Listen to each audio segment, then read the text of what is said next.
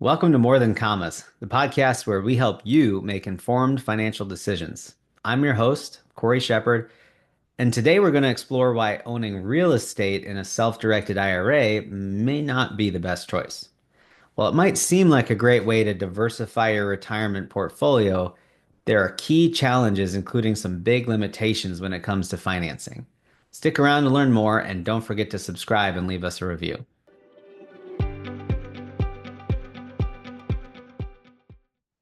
Self-directed IRAs give you the freedom to invest in alternative assets like real estate, but when it comes to owning property in your IRA, there are several factors that can make this strategy less appealing than it sounds.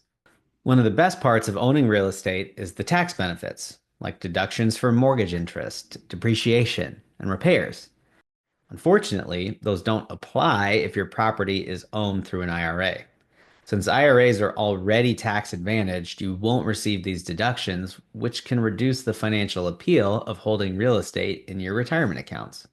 The IRS has strict rules governing what you can and can't do with property owned by an IRA. For instance, you or your family can't personally use the property, and you can't hire yourself or a family member to manage it. These limitations mean you can't enjoy the personal use of the property, even if it's a vacation home, and one mistake could result in significant penalties and disqualification of your IRA. One of the biggest challenges to owning real estate in an IRA is that you cannot obtain a traditional mortgage for the property. Since an IRA is technically the owner of the property and not you personally, banks won't provide a traditional mortgage. Instead, you would need to secure something called a non-recourse loan, which is far more restrictive and generally comes with higher interest rates and a larger down payment.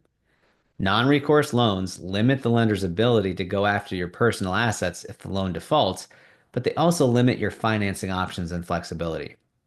This makes the purchase of property in an IRA much more difficult to finance, especially compared to using a standard mortgage in a non-IRA context.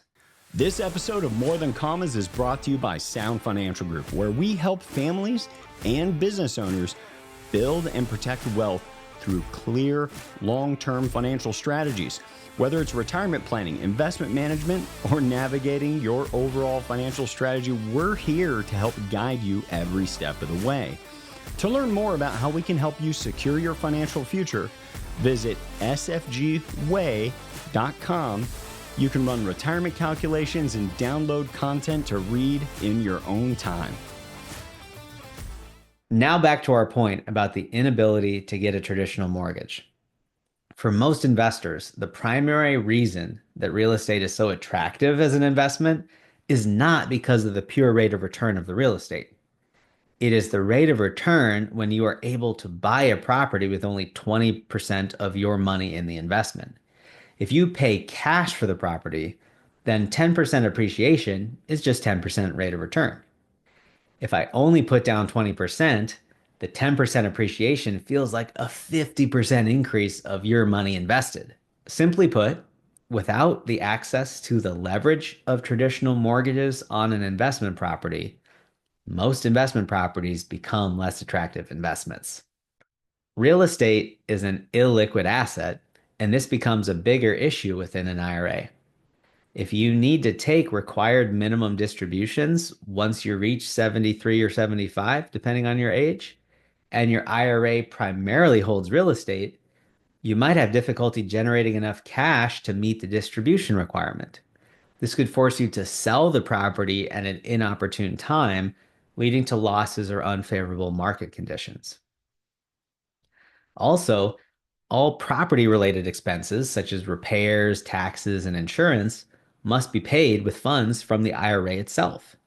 You can't use your personal funds for these expenses, which means your IRA needs to have enough liquid assets to cover the costs. This can strain your overall retirement portfolio, especially if your IRA lacks enough cash flow to maintain the property, forcing you to sell other assets. For example, even a property bought for cash in an IRA with $2,000 a month of rents will take a long time to accumulate enough to fix a roof. Let's break this down with an example.